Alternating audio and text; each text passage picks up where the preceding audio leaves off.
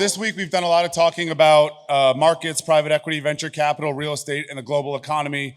But I believe one of the most compelling investment opportunities over the next several decades is one that still hasn't received the attention it's deserved, and that would be the sports asset class. Not because it's exciting, but because it's evolving into the world's most resilient and valuable asset classes. Today, you're buying so much more. You're buying global intellectual property, media rights, first-party fan data, sponsorship platforms, hospitality, food and beverage, merchandising, ticketing, and increasingly sports-anchored real estate that transform an entire community. So today, we're joined by some great panelists across all different sectors of sports. And I'm going to let them introduce themselves, but just a quick background on myself. I'm a former NFL player that got into venture capital. I ran a venture capital arm for a Fortune 30 company in the US for 4 years. Then I got into a sports private equity fund. We raised over 9 figures of capital in the last 2 years. We made 3 team investments, including investment into Cagliari here with Maurizio. And now I run and operate a management firm that I work with private equity family offices that operate and run in their sports portfolio. So with that, would like to everybody get a second to introduce themselves, starting with Ricky. You got a minute to introduce yourself. Hi. Nice. 3, test. I'm Ricky. I live in LA. I'm a filmmaker originally for 10 years and then startup founder, transitioned. Experienced founder burnout in the first 1.5 million in our raise, and gained 100 pounds, went through a divorce, went through some serious mental health problems, not problems, but just mental health in general, and was chosen to be a subject of a transformation documentary last year. So I've lost about 110 pounds. I just ran an Olympic marathon, the London Marathon, or Olympic triathlon, London Marathon, and an ultra marathon last week. So completely transformed my health, and now we're reviving the company, and just really passionate about how health is definitely your first asset class, and then obviously can't wait to talk about sports as well. But that's kind of my story. Hello. I gained a couple of pounds this week because I just moved to Sardinia, Italy. My name is Maurizio Fiori. I'm the new owner of Cagliari Calcio. Background is in derivatives trading. Run a hedge fund out of Chicago that does sort of global macro investing. It's a new venture for me in sports. Really excited to share what my thoughts are on the asset class and specifically on how we approach the value creation at our club. Tim? Hi, everybody. Tim O'Donnell, actually former naval officer, graduated United States Naval Academy and found triathlon there and raced Ironman professionally for almost 20 years. And along the way, I helped found the Professional Triathlon Organization, which is now putting on a major race series competing with the biggest brand in endurance, which is the Ironman brand. And I also am part of GrowQ360 and is advisor for Stride AI, smart tech shoe technology. And I advise for other health and wellness organizations like Climactic, which is revolutionizing lung health right now. And it's great to be here with you guys. Good morning, everyone. Mohammed Quadri. I'm a physician, an inventor, a founder. I'm the founder of GrowQ360 Management Fund. We have triple market approach. We invest in sports tech, defense tech, and civilian healthcare. From sports tech perspective, we are not just inventors, we are also investing in health that leads and provides intelligence to improve overall quality of life. We invest in companies such as Stride AI, HealQ, which is a smart wound healing technology, and many others. So it's hard to compete with these guys who are Ironman athletes. I'm just a soccer coach, teaching and preaching and coaching my 5 kids, 2 daughters, 3 boys. But overall, I'm a physician who actually focuses on longevity and how to improve quality of life. Thanks. Thank you. Awesome. So the first question will go down the line here from Ricky over. Being in a family office at an investment summit, if you had the ability right now to deploy $500 million into sports properties, what would you invest in and what would you avoid? Yeah. I would invest in pickleball. There you go. And I'd invest in NASCAR and Formula One. Yeah. Why? That's all I'll say. Why? Well, pickleball is the fastest growing sport besides padel in the world. It brings communities together, helps people transform their health. I played pickleball during my health journey. Obviously, yeah, helped lose 100 pounds. And they're building more pickleball courts and padel courts in the United States at a very rapid pace. Obviously, you know that too, down in one of your projects. And it's inclusive. It's inclusive to all age groups, brings everyone together, not even just for pickleball, but it facilitates other relationships, business, dating. Like that's been a huge market as well that's blown up. So I would definitely look at deploying capital in pickleball. And then also, I mean, Formula One in Daytona is a whole nother thing. I actually helped raise $640,000 in 6 days for the Daytona 500, leveraging a crypto community. So there's always ways to invest in sports and leveraging community to get your brand, to get your product or company out there. Sports literally unites the world. Look at FIFA right now, you know, so. Yeah. Maurizio, and I think I know your answer, but if you had $500 million, where would you put it? Yeah, I'll probably divide it in two classes. One, the most obvious one because I literally am talking the talk and walking the walk is Italian Serie A, and in general, non-franchise businesses. I think a lot of American investors are really spooked by the kind of relegation nature of a lot of European sports. But I think that really provides an interesting entry point as opposed to maybe investing in the more successful American leagues like the NFL being the epitome of it all, where you're really just buying part of the league as opposed to buying an asset that you control and you have ultimate domain on. The other half would have to be in youth sports. I think youth organizations, unfortunately, are just a pay-to-play kind of scheme that is designed to really kind of not necessarily promote sport at grassroots, but if you are on the ownership side of that, it's been proven to be a pretty awesome cash-on-cash business. So those are my two. I like to keep it simple. More than two things I can't do at once. So that's where I leave it. Here you go, Tim.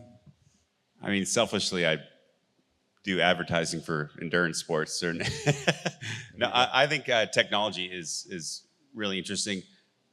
Sports is a great place for early adoption. So if we get people interested in products that then have places to go, like healthcare or health and wellness, I think that's a great transition. Yeah, Dr. Quadri.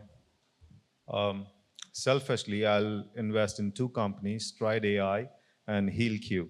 Stride AI is a smart shoe technology that actually leverages multiple different sensors to be able to provide you intelligence with every step. We are actually now providing self-powered battery mode. So you can actually use your shoes, generate data that provides you intelligence with every step.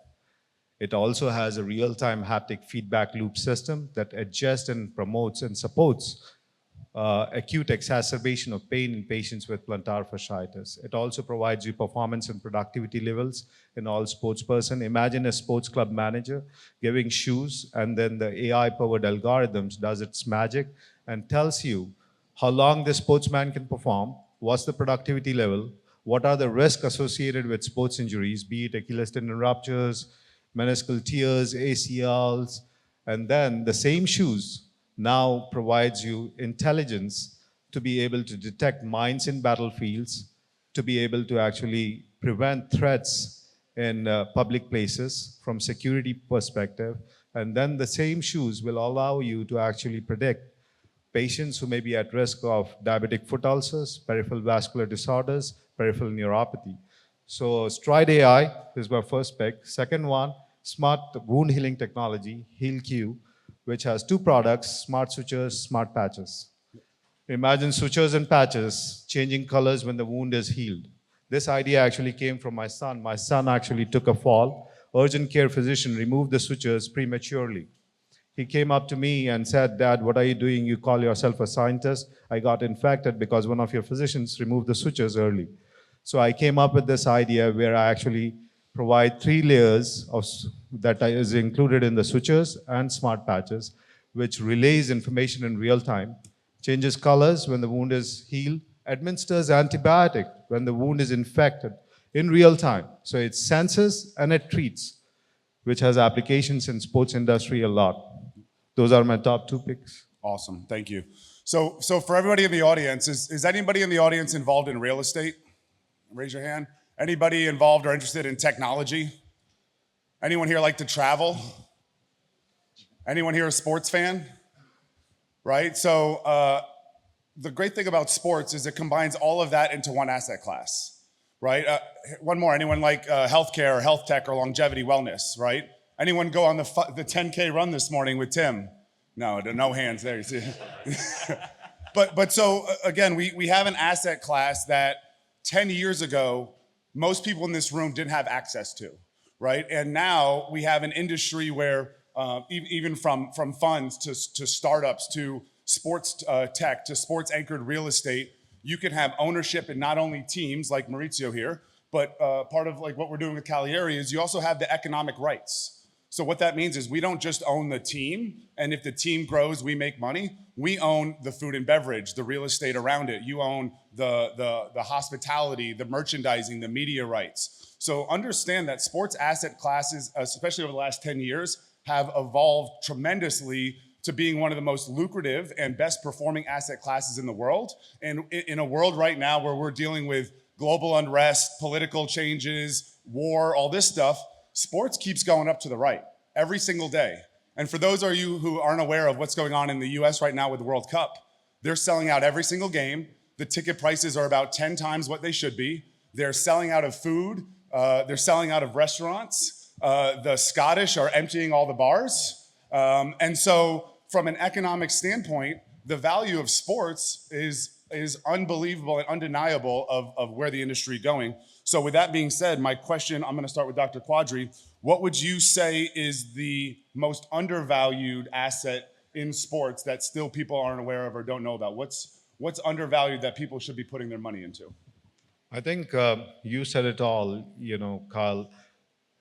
Sports, the most undervalued asset is we do not understand that we are now creating an ecosystem. We are building an ecosystem around sports. Yes. It's actually embedding all aspects of life. Every human being on earth is actually now thinking about health and wellness. Longevity, we talked about yesterday. Predictive health analytics, we talk about prescriptive health analytics. We talk about quality of life.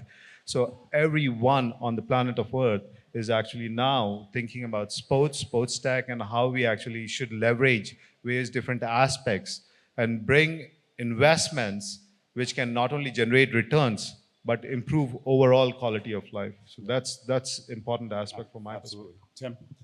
I think participation sports has got a huge future ahead of it. I mean, you look at the London Marathon, they're going to attempt a 2-day event. I mean, I think 60,000 people running that marathon. You look at the growth of triathlon and the grassroots. Influencers are a huge part of this. I mean, people want to be out there challenging themselves. You look at alcohol consumption for this upcoming generation, it's down. This next generation is all about health and wellness and being part of stuff, growing communities. And then with AI, their access to education or coaching and being able to, hey, you know what, I can do an Ironman on my own, or I can learn how to run a marathon. Everything is becoming so accessible that I think participation sports, and as we talked about, there's so many ways that you can hit your audience with participation sports, with products, nutrition, whatever it might be. So for me, it's that. Yep. Maurizio? Yeah, for me as a team owner, I look at the component within sports that is, through my lens is, I feel that it's all about the community at large. And it used to be that your fans were the people that grew up in their hometown, and they went to and they still are, they're still the core. But the reality is that I feel that the opportunity of overlapping a cultural brand, much like Como Football Club did here, for example, right? Como Football Club was a very, very small, non-primary participant in the ecosystem here in Italy. But the ability to overlap the cultural brand with the sport brand and to magnify that beyond the media community that resides in that area is where I think is probably the most exciting opportunity if you do it authentically. Yes. And In line with the locals, in line with the community. Yes. Yep. So I had participation in my answer because I was sent the question before, but I was prepared for participation as well, just because there's so much, but then it actually parlays into another answer, which is media. Yep. Okay? There's so much coverage of every single sport in the world because of social media. People are documenting their experiences. I'm literally a subject of a documentary that's coming out in the fall about it. And so I think investment in certain media distribution channels, people's YouTube accounts are making millions of dollars a month. So I would definitely highly consider the investment in media as well. That was a good asset class for sure. Yeah, media is great. And along the line of sports, I'm involved in a project down in the Caribbean right now where we're doing a whole sports project that also has a whole wellness component. So we're building a new stadium, we're doing a golf course, we're doing a sports performance and a tennis academy attached to a global longevity wellness center, right? So we have athletes that come to us who want to train and perform, but also want that lifestyle of recovery, bringing their family and having a whole, we can go get into the whole conversation of stem cells and all that kind of stuff. But it's all tied in my mind, it's all tied into the sports and wellness and fitness. It's all one big category because as we see the most elite athletes in the world, that's all a priority to them as well, right? And so that's where sports is a entrance into that whole world or a gateway as you may. So what is, we'll start with Ricky going back. What is a big misconception about sports? What do people think? So some people in here aren't invested in sports yet. After this panel, everybody in this room will be invested in sports, which is great. But what is the misconception? What do people not know about sports or the sports ecosystem or sports asset that you think they should from an investor, from a growth opportunity perspective? I think the biggest thing is the participation part because the trickle-down effect of product and merchandise. Like that's where a lot of money gets made on not just the players' jerseys. I mean, that is crazy now just because people are following players more than teams now, so to speak. Who's seen a Messi jersey in the last week traveling here? Anyone seen a Messi jersey? It's crazy. I've seen like 20 in Italy, and Italy, unfortunately, isn't even in the World Cup. Awkward conversation. You had to bring that. You had to bring that up. I mean, Yeah, but product well, integration. we're changing that though. We're building it up, right? But so to your point, yeah. But product integration is endless, and people are starting their own products, whether it's creatine gummies or wearables. I mean, that's the future for sure. So USA is 3-0, just in case. All right, continue. Go ahead. Yep. Sorry. Mauricio, I'll ask again. What's the biggest misconception? So speak specifically on team ownership, which is what you're involved with. When we bought the team, which is a project that took about 2 years. We started looking at we do going back to the earlier talk when you guys talked about co-investment structures. When I do a deal, I usually am at least 10 to 25% of the deal. In this case, we're about 25. And you start talking to people, and the first time that you talk to folks that have varied portfolios, invariably there is a good number of them that think it's a vanity play, right? It's a trophy asset. It's something that stands in a very unique way, much like a lot of people talk about wineries or golf courses. Turns out that you can make money in all of those, and if you are able to kind of put them together, put the components of those together, then you really have within, much like to what you were saying, you're looking at an asset class that really has an inclusion of so many revenue streams that creates a diversification. For me, though, there is a natural shift in the type of owners that we're seeing in sports teams. In Italy specifically, used to be scions of industry that mostly had a team that sometimes was used for greenwashing, quite frankly, sometimes to create goodwill in the community. And it was not a priority to run a financially sustainable and successful enterprise. Right now, that is, still a little bit of that misconception is in the market, but if you dig deep enough, you're looking at something that is, as a trader, as an options trader, I always look at the downside first. When you talk about scarcity, it's really unlikely that a well-run team, one of 20 teams in Serie A, is going to lose value unless you really royally F it up. And we can talk about ways to do that, but. Yeah, thank you. So Tim, with that question specifically, the misconception, talk about fund misconception. You have a sports fund, right? What is the misconception? Why Why should I give you 20, 30 million dollars? What is that sports fund going to do? Or what do people, what is the negatives that people bring? And I think I alluded to it earlier. There's a misconception that, you know, that's the only vertical that you can play with. It has opportunities outside of sports. And like I said, sports are so great for first adopters and early adoption of technology that it's a great place to start from and build from. Dr. Quadri? You know, having a fund and also the founder of two companies, which makes an impact on overall quality of life, leading with adoption. I think a couple of things which were mentioned on the stage over here, I completely agree with it. But the impact of sports, the biggest misconception is sports is not just a trophy. Sports is not just one vertical. It's an ecosystem. I don't know if anyone, or maybe many of you are part of it. Now there are donor advised funds. Philanthropy supports a lot of causes. Impact, right? So sports leads with influence, impact, and it also inspires. So in my opinion, sports is now becoming a part of day-to-day life. It's not just, Ironman world champion. It's a world champion in our household. My son, your kids, they are all now involved in sports. Real estate is an asset class, right? Leading with impact, creating value for overall humanity. That's an impact, that's an asset class. It's not an alternate revenue stream anymore. It's mainline revenue stream, right? It's not diversification strategy. It's mainline strategy in how we create value in our day-to-day life.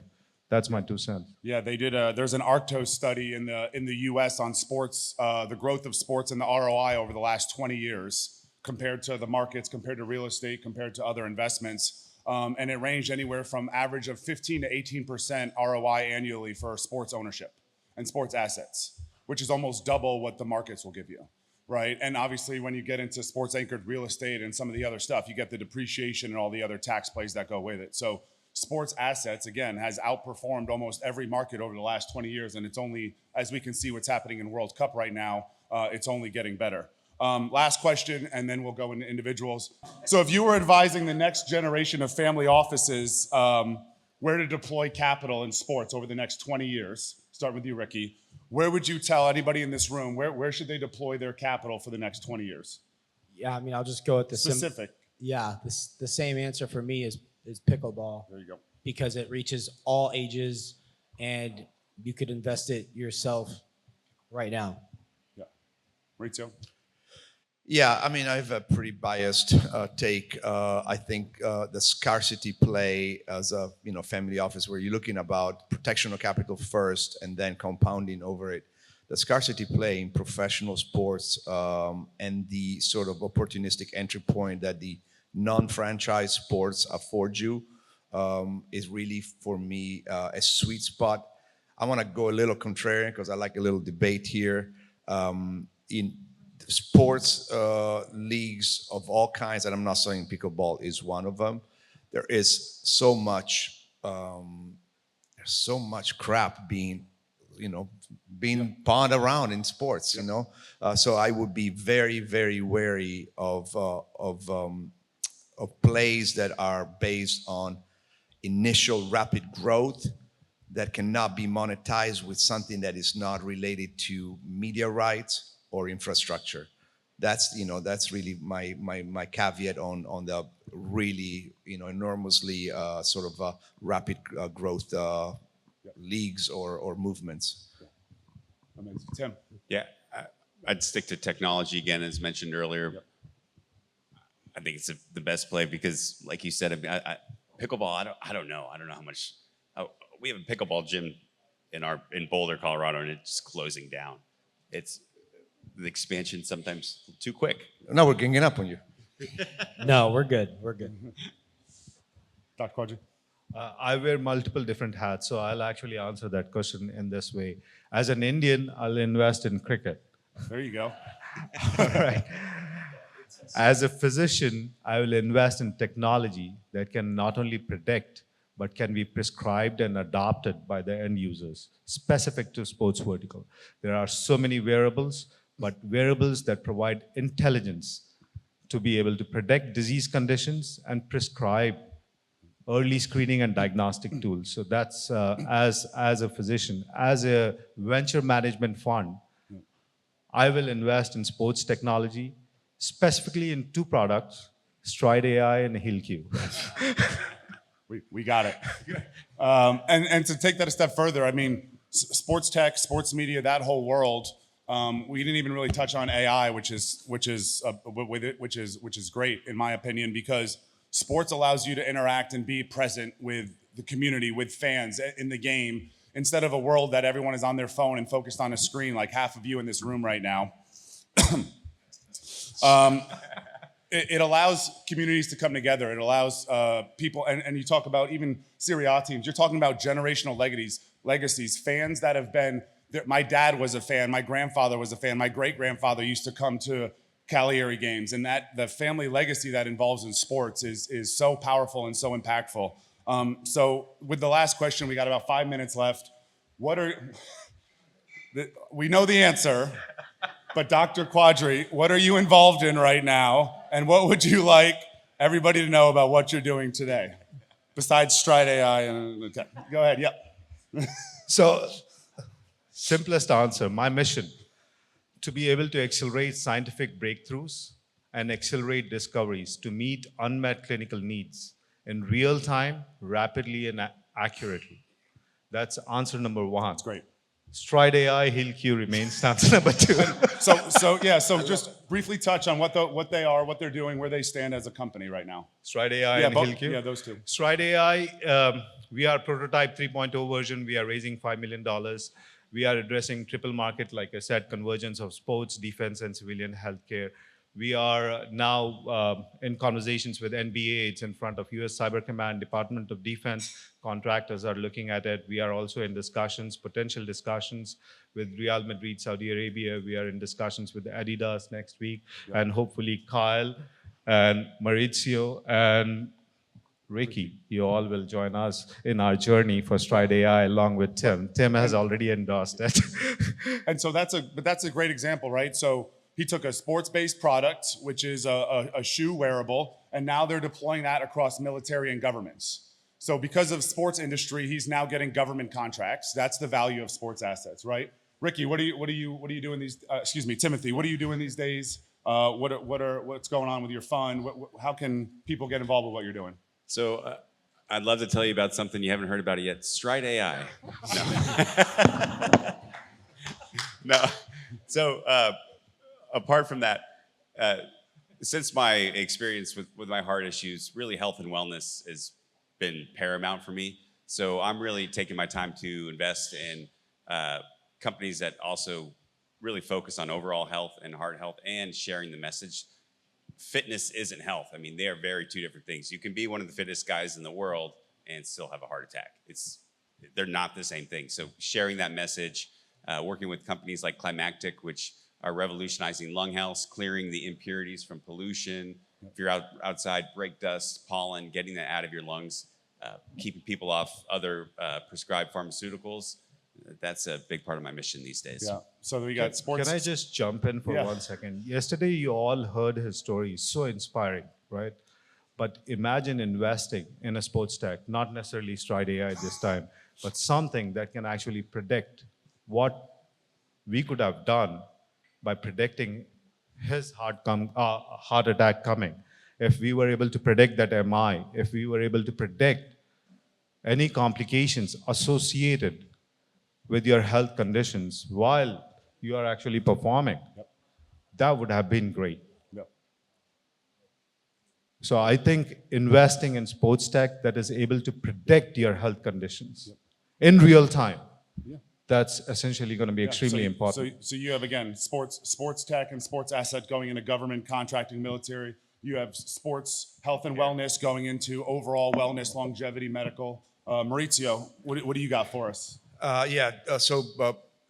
failed to mention that the club that I own is a club from the island of Sardinia, which has a long history of longevity and blue zone. So all of this stuff is really interesting to me. my goal in the next 5 to 7 years is to really create an entire new infrastructure play around the club. We're building a new stadium and hotel seaside project. So happy to talk to anybody that wants a little bit of exposure to that. We own now 50% of the club, about to own 80%, and happy to share a little bit more of that. I think for me, I just want to create memories, around that place. And I think the real estate part is a crucial part, not only for the profitability of it, but it's a place where, the community really comes around. We were talking earlier about you have to be an additive part of the community, can't be extractive. So if we're able to do that and make a couple of bucks around it, I think I'm going to be pretty happy to endeavor, a bit longer in that area. So, Yeah. So, Anthony, by the way, the next event in Italy, We're doing it in Maurizio would Sardinia. like to host it down in Sardinia. If anyone likes Plenty da beautiful blue Silva. beaches and sand and all that. So now we got sports tech into government contracting. We have sports wellness into longevity. We have sports ownership into real estate and sports anchored real estate development. Ricky, what do you got? Last thing here. So I built a relationship operating system. It's essentially short for a digital Rolodex, a pocket CRM for life. So it's not a clunky Salesforce or HubSpot. It's a it's your contacts in your pocket, but intelligently, right? It remembers where and when you meet them. You can follow up with your contacts instantly. It's all automated, and soon we'll be adding agentic AI to it as well. It's called Pulse, the heartbeat of your network. So the reason I bring up pickleball real quick too on that plug is I'm gonna fight back real quick. So there's so much deal flow in pickleball, right? There's so much, or in endurance sports. Essentially in any participation sport, there's so much deal flow because you're showing up with like-minded people that are probably quite successful. Usually pickleball and padel specifically is a very wealthy sport as well. So I think that's a long-lasting sport, over time with all ages. Plus, I built a relationship building tool, right, to help manage relationships and networking. And it's all who you know, right? Your network is your net worth. And so people might not know sports owners, which I'm glad to know you today. This is huge. But if you know someone who owns a construction company or the governor to build government contracts for pickleball courts, that's another way to make money in pickleball. So just letting you know, that was my fight. And I love pickles. Like, who doesn't like pickles? I hate pickles. You're the only one. Pickleball is great, but I'll tell you which But sport... you could wear Stride AI while playing pickleball, and the You world can is. wear Stride AI. But which sport has #1 fan following? Here we in the go. world? Here comes. Cricket. Here we go with the cricket. Here we go with the cricket. You got to invest in cricket.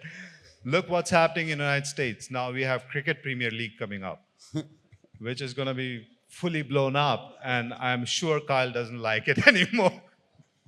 Listen, thank you all very much. Again, let's you. give the panelists a great round of applause. And invest in sports. If you're interested in sports, come find one of us. We'd love to share with you.